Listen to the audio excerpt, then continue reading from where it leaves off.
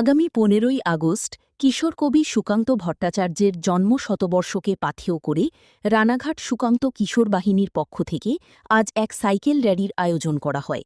র্যালিটি Kirtinagar KYC club প্রাঙ্গণ থেকে শুরু করে সমগ্র কুপার্স ক্যাম্প প্রদক্ষিণ করেছে। এই ব্যাপারে মূল উদ্যোক্তা রাসমোহন গোপ মহাশয় আমাদের সাংবাদিককে ঠিক কী জানালেন শুনে নেব। রানাঘাট থেকে সন্তুদের একটি বিশেষ report, Ranaghat live news Bangla, Ranaghat ও কুপার্স। কিশোর কবি সুকান্ত ভট্টাচার্যের জন্ম শতবর্ষ চলছে। আমরা গত 15ই আগস্ট 2025-এ সুকান্ত ভট্টাচার্যের জন্ম শতবর্ষের সূচনা করেছি। আমরা এক বছর ধরে সারা পশ্চিমবাংলাব্যাপী আমরা বিভিন্ন কর্মসূচি দিচ্ছি, জেলাগতভাবে, রাজ্যগতভাবে।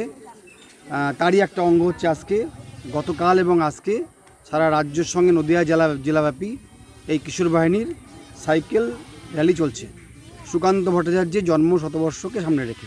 আজকে আমাদের এই র্যালি চলবে পুরো শ্যামনগর পঞ্চায়েত অঞ্চল থেকে শুরু করব। আমরা কুপার্স মিউনিসিপ্যালিটি হয়ে আমরা নোকারি পঞ্চায়েত টাচ করে তারপর আমরা ফিরব। এর মাধ্যমে জনসাধারণের উদ্দেশ্যে আপনার কি বার্তা থাকবে? জনসাধারণের মধ্যে আমাদের কিশোর বাহিনীর উদ্দেশ্য হচ্ছে শিক্ষা, স্বাস্থ্য, সেবা, দেশপ্রেম আর বিশ্বমৈত্রী। শিশু কিশোরদের মধ্যে এই শিক্ষা, স্বাস্থ্য, সেবা, দেশপ্রেম, বিশ্বমৈত্রী ছড়িয়ে দেওয়াই আমাদের লক্ষ্য। কতজন এই র্যালিতে থাকবে? আজকে আমরা 50 জন শিশু কিশোরী এই র্যালিতে অংশগ্রহণ করবে। আপনার নাম? আমি রাসমোহন গোপ, নদিয়া জেলা কার্যকরী কমিটির সদস্য এবং রানাঘাট সুকান্ত কিশোর বাহিনীর মুখ্য সংগঠক। আচ্ছা।